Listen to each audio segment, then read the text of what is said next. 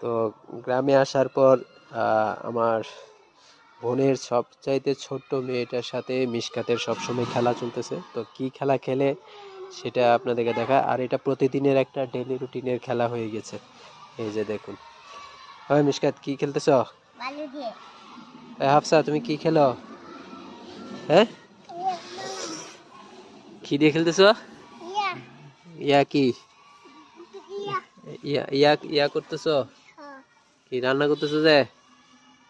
হ্যাঁ, আমরা বালু দিয়ে রান্না করি। বালু আচ্ছা, খাই আমরা। কি খাও? বালু। এরা বালু খায়, বালু দিয়ে রান্না করে, অর্থাৎ ডেইলি রুটিন। এখানে সকালে নাস্তা খাওয়ার পর 10টার পর থেকে দুপুর পর্যন্ত এই দুইজনের এই ইম্পর্টেন্ট এবং জরুরি কাজগুলা চলতে থাকে। কারণ ওরা 500 মানুষের রান্না বান্না একা সামলাতে পারে না, তাই দুইজনে মিলে শেয়ার করে অনেক রান্না বান্না করতেছে। এটাই সকালের কাজ ওদের।